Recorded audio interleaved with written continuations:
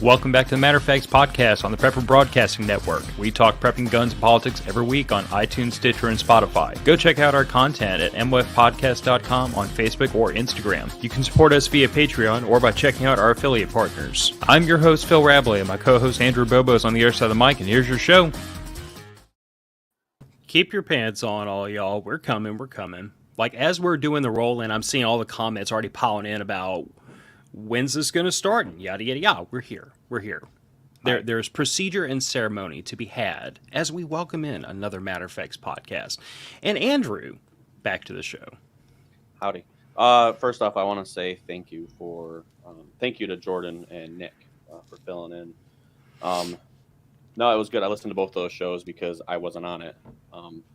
And I hate the sound of my voice, so I don't hardly ever listen to our shows unless we have a good guest.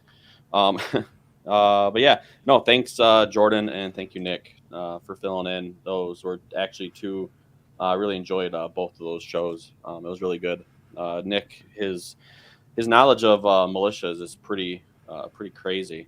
It'd be fun to sit down with him, talk more one of these days. But yeah, I already told Nick we're gonna queue him back up for a whole discussion about 3D printed guns because, like, we spent a good 15-20 minutes ahead of the show and a half hour after just talking. Yeah,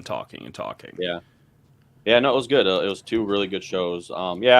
Unfortunately, my work schedule being second shift doesn't really leave us many days to record, and then on top of that, I went on vacation. I had a use it or lose it week of vacation that I had to use up before August. So I opted to go visit the parents and hang out for a little bit and stuff like that. So it was nice. It was a good reset. So I hate taking vacations because I feel like I'm not doing much. I guess that's the point. But after I'm there and hanging out, and it's nice. So Phil is what Gimli would look like at full height. That's adorable. Yeah, I'm gonna start. I decided that I need to come up with some sayings like Phil is something. Well, I will out myself as the world's tallest dwarf. I mean, think about it. I like. You're just now noticing that, though. I put that on like when we were in the green room. I put that on a long time ago, and like I was multitasking. That's my excuse. So I guess let's get right into it. Like I had alluded to it in the show notes, I have a very short. This isn't even like an in-depth review. This is more like my initial thoughts on something. So everybody knows Andrew recently, was my he was a bad influence on me and encouraged me to get into night vision. So no, Tommy. Well, Tommy's the one that got my wife to sign off on it. You're the one that got made this happen for me. And that's my story, and I'm sticking to it. So, I started off with sticking a PVS 14 on my Nugget, probably like most people do, with one of these ugly little things, a little plastic USGI J-arm, and a Wilcox G11. And, like, Andrew and I have had this discussion. I've had a discussion with other people about, how, like, moving to a dovetail interface is really the better way to mount one to your head. It is the more preferred method. And if ever I saw myself moving to like duals in the future like Andrew has, I might be inclined to agree, but that's not going to be a thing anytime soon. So I thought to myself, I wonder if there's a better J-arm out there. So what I did was I looked up Mod Armory, and they are, best I can tell, they're the only people that ever really seem to have taken upon themselves to try to make a better bayonet-style J-arm.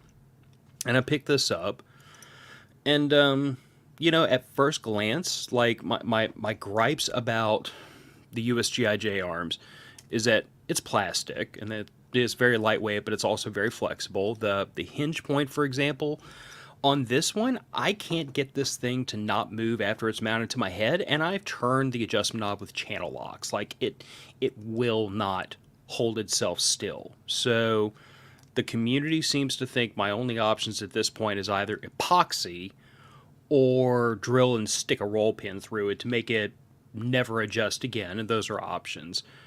But it's still like trying to take the jank out of an inherently janky piece, in my opinion. I mean, bearing in mind that Like the Wilcox G11s are not breakaway mounts. So this, I think, was designed to be the weakest link in case you ever get your nod stuck on something. It doesn't break your neck, it breaks this first. But that annoys me, and I'm not jumping out of helicopters or trucks, so I wanted something that didn't flex a lot, and this nice little aluminum piece does that. The hinge point's much higher quality. The whole thing is beautifully machined, I might add. And I think altogether, it's certainly a worthwhile improvement for anybody that's staying in that bayonet, ecosystem for night vision.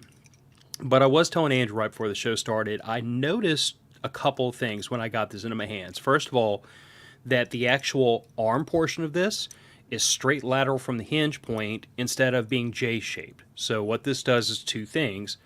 It positions it fundamentally changes the relationship of the night vision monocle from where it's oriented on your face if you don't touch the mount. That's a good thing and a bad thing. The arm's a touch shorter, which means, like I was telling Andrew, like, I can't say if my face is that unusual compared to other people's, but I have this thing pivoted as far to one side as humanly possible, and it is just barely centered on my right eye. So if you have a wider face and your eyes are set a little bit further apart than mine are, you're going to run into problems really fast where you don't have enough adjustment range or reach in this arm to make that night vision sit in front of your right eye.